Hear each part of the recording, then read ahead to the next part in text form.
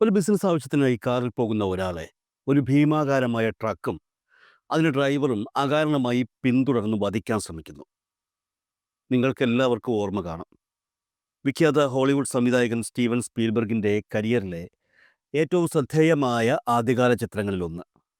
അതെ, 1971 പുറത്തിറങ്ങിയ ഡ്യുവൽ എന്ന ചിത്രം. ഇപ്പോഴും പുതുമ നശിച്ചിട്ടില്ലാത്ത ഒരു ചിത്രം. ഈ ചിത്രം പുറത്തിറങ്ങിയിട്ട് നൂറ്റാണ്ട് കഴിഞ്ഞെങ്കിലും ഇന്നും ആ ചിത്രം കാണുമ്പോൾ നമ്മളത് കണ്ടുകൊണ്ടിരുന്നു പോകും. ഈ ചിത്രത്തെ ശ്രദ്ധേയമാക്കുന്ന ഒരു സംഗതി കൂടിയുണ്ട്. ഈ സിനിമയിൽ വില്ലന്റെ, അതായത് ആ ട്രക്ക് ഡ്രൈവറുടെ മുഖം ഒരിക്കൽ പോലും കാണിക്കുന്നില്ല എന്നുള്ളതാണത്. ഡ്രൈവറുടെ കൈകളോ ബൂട്ടുകളോ മാത്രമേ ഇടയ്ക്കിടയ്ക്ക് സിനിമയിൽ ദൃശ്യമാകുന്നുള്ളൂ.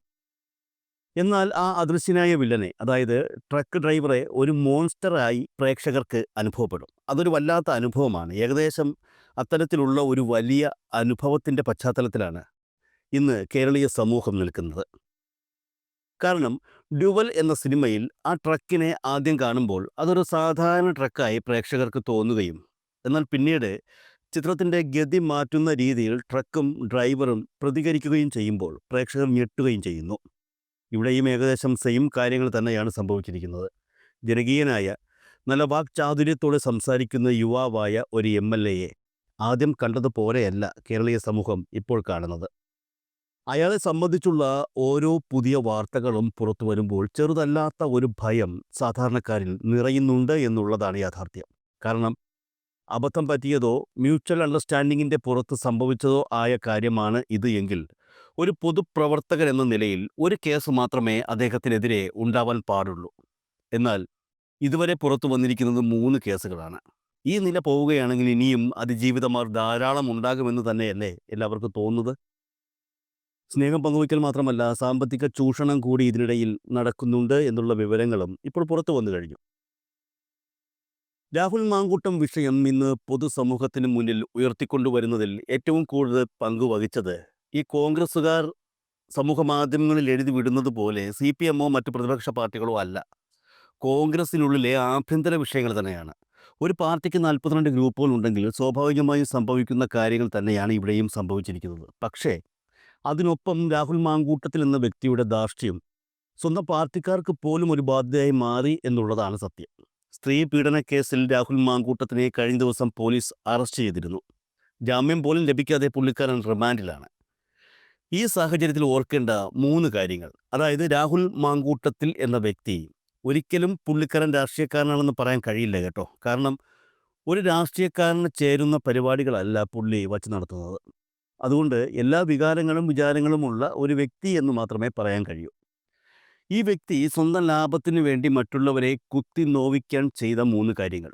രാഹുൽ മാങ്കൂട്ടം അറസ്റ്റിലായ ശേഷം കഴിഞ്ഞ ദിവസങ്ങളിൽ ഈ 3 കാര്യങ്ങൾക്ക് കാലം കണക്ക് ചോദിച്ച കഥ കൂടി നമ്മൾ അറിഞ്ഞിരിക്കണം. വ്യാജ തിരിച്ചറിയൽ കാർഡ് ഉണ്ടാക്കിയാണ് പുള്ളിക്കാരൻ യൂത്ത് കോൺഗ്രസിൻ്റെ സംസ്ഥാന പ്രസിഡന്റ് ആയത് എന്ന ഒരു ആരോപണം നിലനിൽക്കെ തന്നെ ഈ സംസ്ഥാന പ്രസിഡന്റ് സ്ഥാനത്തെ ആവോളം മുതലെടുത്ത വ്യക്തിയാണ് രാഹുൽ മാങ്കൂട്ടമെന്ന് നിസ്സംശയം പറയാൻ കഴിയും. അതിൽ ഏറ്റവും പ്രധാനപ്പെട്ട ഒരു കാര്യമായിരുന്നു DYFI സംഘടന നടത്തുന്ന വയർ എരിയുന്നവരുടെ മിഴി നിറയാതിരിക്കാൻ പൊതിച്ചോറ് വിതരണം ചെയ്യുന്ന പദ്ധതിയായ ഹൃദയപൂർവ്വം പദ്ധതിക്കെതിരെ രാഹുൽ മാങ്കൂട്ടത്തിൽ നടത്തിയ വിമർശനം. അതൊരു വിമർശനമായിരുന്നോ എന്ന് ചോദിച്ചാൽ അല്ല എന്ന് മാത്രമേ പറയാൻ കഴിയൂ. കാരണം വിമർശനം എന്ന് പറയുമ്പോൾ സ്വാഭാവികമായും നമുക്കറിയാം, ഏതെങ്കിലും ഒരു സംഭവത്തോട് നമുക്ക് യോജിപ്പില്ലെങ്കിൽ അതെന്തുകൊണ്ട് യോജിപ്പില്ല എന്ന് തരംതിരിച്ചു പറയുന്ന ഒരു നടപടിയാണ് വിമർശനം. ഇക്കാര്യങ്ങൾ കൊണ്ട് അതിനോട് ഞങ്ങൾക്ക് യോജിപ്പില്ല, അതുകൊണ്ട് ഇത്തരം കാര്യങ്ങളോട് ഞങ്ങൾ സഹകരിക്കുന്നില്ല. ഇതായിരിക്കും വിമർശനം ഉന്നയിക്കുന്ന ആളിൻ്റെ നിലപാട്. എന്നാൽ അങ്ങനെ നോക്കുകയാണെങ്കിൽ രാഹുൽ മാങ്കൂട്ടത്തിൽ ഹൃദയപൂർവ്വം പദ്ധതിക്കെതിരെ ഇവിടെ ഉന്നയിച്ചിരിക്കുന്നത് വിമർശനമല്ല. സർക്കാർ ആശുപത്രികളിൽ എത്തുന്ന രോഗികൾക്കും കൂട്ടിരിപ്പുകാർക്കും ഉച്ചയ്ക്ക് ഭക്ഷണം നൽകുന്ന ഹൃദയപൂർവ്വം പദ്ധതിയുടെ പിറകിൽ അനാശാസ്യം നടക്കുന്നെന്നുള്ള ഒരു ആരോപണം, വളരെ നികൃഷ്ടമായ ഒരു ആരോപണം ഈ പറയുന്ന രാഹുൽ മാങ്കൂട്ടത്തിൽ ഉന്നയിക്കുകയായിരുന്നു. ഹൃദയപൂർവ്വം എന്ന പേരിൽ വയറെരിയുന്നവരുടെ മിഴി നിറയാതിരിക്കാൻ സർക്കാർ മെഡിക്കൽ കോളേജുകളിലെ സാധാരണക്കാരായ രോഗികളുടെ കൂട്ടിരിപ്പുകാർക്ക് ഉച്ചഭക്ഷണം നൽകുന്ന പരിപാടി DYFI ആരംഭിച്ച് 8 വർഷം പിന്നിട്ടു. മെഡിക്കൽ കോളേജുകൾ, ജില്ലാ ആശുപത്രികൾ, ജനറൽ ആശുപത്രികളിലായി 59 ആശുപത്രികളിലാണ് കേരളത്തിൽ ഹൃദയപൂർവ്വം പദ്ധതി DYFI നടപ്പാക്കി വരുന്നത്. ഓരോ പ്രദേശങ്ങളിലെയും വീടുകളിൽ നിന്ന് കളക്ട് ചെയ്താണ് DYFI പൊതിച്ചോറ് വിതരണം ചെയ്യുന്നത്. അതിൽ CPM അനുഭാവ കുടുംബങ്ങൾ മാത്രമല്ല, രാഷ്ട്രീയമായി CPMനോട് വിയോജിക്കുന്ന കുടുംബങ്ങളും സഹകരിക്കുന്നുണ്ട്. ഇതൊരു മഹത്തായ ജനകീയ കൂട്ടായ്മ പോലെ അനസ്യൂതം മുന്നോട്ട് പോകുന്നതിനിടയിലാണ് ഡിവൈഎഫ്ഐയുടെ പൊതിച്ചോർ ക്യാമ്പയിനെ അധിക്ഷേപിച്ച് യൂത്ത് കോൺഗ്രസിന്റെ പരിപാടിയിൽ അന്ന് യൂത്ത് കോൺഗ്രസ് സംസ്ഥാന പ്രസിഡന്റായിരുന്ന രാഹുൽ മാങ്കൂട്ടത്തിൽ പ്രസംഗിച്ചത്. പൊതിച്ചോറിന്റെ മറവിൽ അനാശാസ്യം നടക്കുന്നു എന്നാണ് ഈ പുള്ളിക്കാരൻ അന്ന് പറഞ്ഞത്. രാഷ്ട്രീയ ഭേദമന്യേ ഈ ജനകീയ ക്യാമ്പയിനോട് സഹകരിച്ചുകൊണ്ടിരിക്കുന്ന സ്ത്രീകളെ കൂടിയാണ് ഈ സ്ത്രീലമ്പടൻ അന്ന് അപമാനിച്ചത്. സത്യം പറയാമല്ലോ, ഇപ്പോഴിതാ പുള്ളിയുടെ സ്വന്തം കയ്യിലിരിപ്പിനാൽ ചുഴറ്റി അടിച്ച് നിലംപരിശായി കിടക്കുന്നത് കാണേണ്ടി വന്നിരിക്കുകയാണ്. ബലാത്സംഗ കേസിൽ പ്രതിയായി അറസ്റ്റ് ചെയ്യപ്പെട്ട മാങ്കൂട്ടത്തിന്റെ ലൈംഗിക ക്ഷമതാ പരിശോധന ഒരു വശത്ത് ആശുപത്രിയിൽ നടക്കുമ്പോൾ മറുവശത്ത് ഡിവൈഎഫ്ഐയുടെ പൊതിച്ചോർ വിതരണം അതേ ആശുപത്രിയിൽ നടന്നു. മാങ്കൂട്ടത്തിന്റെ പതനം വാർത്തയാക്കിയ കഴിഞ്ഞ ദിവസത്തെ പത്രത്താളുകളിൽ കഴിഞ്ഞ ദിവസത്തെ പൊതിച്ചോറുകളും വിതരണം ചെയ്തു. ഉറപ്പായും പറയാം, ഇതാണ് കാലത്തിന്റെ കാവ്യനീതി. രണ്ടാമത്തെ കാര്യത്തിലേക്ക് വന്നാൽ, രാഹുൽ മാങ്കൂട്ടത്തിന്റെ അധിക്ഷേപത്തിന് ഇരയായ ഒരു വനിതാ പോലീസ് ഉദ്യോഗസ്ഥയുമായി ബന്ധപ്പെട്ടുള്ള കാര്യമാണ്. പാലക്കാട് നിയമസഭാ തിരഞ്ഞെടുപ്പ് പ്രചരണ വേളയിൽ നടന്ന ഒരു പ്രതിഷേധ പരിപാടിക്കിടെയാണ് രാഹുൽ മാങ്കൂട്ടത്തിന്റെ അഹങ്കാരം അതിരുകടന്നത്. സംഭവം സ്ഥലത്തുണ്ടായിരുന്ന ഒരു വനിതാ സബ് ഇൻസ്പെക്ടറോട് രാഹുൽ മാങ്കൂട്ടത്തിൽ മോശമായി സംസാരിച്ചു എന്നുള്ളതായിരുന്നു അന്ന് വാർത്താ മാധ്യമങ്ങളിൽ നിറഞ്ഞത്. പോലീസ് ഉദ്യോഗസ്ഥയെ പേരെടുത്ത് വിളിച്ചും പരിഹസിച്ചും സംസാരിച്ചു എന്നുള്ളതാണ് മാങ്കൂട്ടത്തിനെതിരെ അന്നുയർന്ന ആരോപണം. ഒരു സ്ത്രീ എന്ന നിലയിൽ ഉദ്യോഗസ്ഥയെ മാനസികമായി വിഷമിപ്പിക്കുന്ന രീതിയിലുള്ള പദപ്രയോഗങ്ങൾ പ്രയോഗിച്ചു എന്ന് കാണിച്ച് അന്ന് ഡിവൈഎഫ്ഐ ഉൾപ്പെടെയുള്ള സംഘടനകൾ രംഗത്തെത്തിയിരുന്നു. മാത്രമല്ല, ഡ്യൂട്ടിയിൽ ഉണ്ടായിരുന്ന ഉദ്യോഗസ്ഥയുടെ പ്രവർത്തനത്തെ തടസ്സപ്പെടുത്തുവാൻ രാഹുൽ മാങ്കൂട്ടം ശ്രമിച്ചു എന്ന പരാതിയും ഉയർന്നിരുന്നു. അന്ന് വനിതാ ഉദ്യോഗസ്ഥയുടെ പരാതിയെ തുടർന്ന് രാഹുൽ മാങ്കൂട്ടത്തിനെതിരെ പോലീസ് കേസെടുക്കുകയും ചെയ്തിരുന്നു. എന്നാൽ താൻ ആരെയും വ്യക്തിപരമായി അധിക്ഷേപിച്ചിട്ടില്ലെന്നും പോലീസിന്റെ ഭാഗത്തു നിന്നുണ്ടായ ഏകപക്ഷീയമായ നടപടികളെ ചോദ്യം ചെയ്യുക മാത്രമാണ് ചെയ്തതെന്നുമാണ് മാങ്കൂട്ടം അന്ന് വാദിച്ചത്. ചോരത്തിളപ്പിലും അതുപോലെ ഷാഫി പറമ്പിൽ എന്ന വ്യക്തിയുടെയും പുള്ളിയുടെ അനുയായികളുടെയും പിന്തുണയിലും രാഹുൽ മാങ്കൂട്ടം അന്ന് സ്ത്രീകളെ തിരഞ്ഞു പിടിച്ച് അധിക്ഷേപിച്ചപ്പോൾ കാലം ഒന്നിനും കണക്ക് ചോദിക്കാതെ കടന്നുപോകില്ല എന്നുള്ളത് ആ സംഭവം നടന്ന് മാസങ്ങൾക്ക് ശേഷം കേരളീയരുടെ മുന്നിൽ വ്യക്തമാവുകയാണ്. ബലാത്സംഗ കേസിൽ രാഹുൽ മാങ്കൂട്ടത്തിനെ അറസ്റ്റ് ചെയ്യുമ്പോൾ ആ പോലീസ് സംഘത്തിൽ ഒരു വനിതാ SIയും ഉണ്ടായിരുന്നു. അഹങ്കാരവും രാഷ്ട്രീയവും ഒരുമിച്ച് പുളച്ചു നടന്ന സമയത്ത് മാങ്കൂട്ടത്തിന് വാക്കുകൾ കൊണ്ട് പൊതുജനമധ്യത്തിൽ അപമാനിച്ച അതേ വനിതാ സബ് ഇൻസ്പെക്ടർ ആയിരുന്നു കഴിഞ്ഞ ദിവസം മാങ്കൂട്ടത്തിനെ അറസ്റ്റ് ചെയ്യുന്ന സമയത്ത് ഉണ്ടായിരുന്നത് എന്നാണ് ചില കേന്ദ്രങ്ങളിൽ നിന്ന് ലഭിക്കുന്ന വിവരങ്ങൾ. അഹങ്കാരമെല്ലാം കളഞ്ഞ് പൂട പോയ കോഴിയെപ്പോലെ ഒതുങ്ങിയ രാഹുൽ മാങ്കൂട്ടത്തിനെ പോലീസ് തൂക്കിയെടുത്ത് അകത്തിടുമ്പോൾ അതിന് സാക്ഷിയാകാൻ ആ പോലീസ് സംഘത്തിൽ ആ വനിതാ സബ് ഇൻസ്പെക്ടറെ ഉൾപ്പെടുത്തി എന്നുള്ളത് കേരള പോലീസ് നടപ്പിലാക്കിയ മറ്റൊരു കാവ്യനീതിയായി കരുതാം.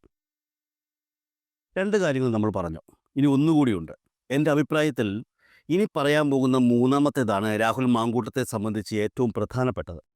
നിലമ്പൂർ ഉപതെരഞ്ഞെടുപ്പ് സമയത്ത് ഷാഫി പറമ്പിലും രാഹുൽ മാങ്കൂട്ടവും സഞ്ചരിച്ച കാർ പരിശോധന നടത്തിയെന്ന ഒറ്റ കാരണം കൊണ്ട് ആ പരിശോധന നടത്തിയ തെരഞ്ഞെടുപ്പ് ഉദ്യോഗസ്ഥനെ മാധ്യമങ്ങളുടെ മുന്നിൽ അപമാനിച്ച വ്യക്തിയാണ് ഈ പറയുന്ന രാഹുൽ മാങ്കൂട്ടത്തിൽ. വാഹനം തടഞ്ഞു നിർത്തി പരിശോധന നടത്തി എന്നതിൻ്റെ പേരിൽ നിന്റെ സർവീസിനുള്ള പാരിതോഷികം, പ്രത്യേകം ഓർക്കണം, ആ ഉദ്യോഗസ്ഥനെ അഭിസംബോധന ചെയ്തത് നിന്റെ എന്നാണ്.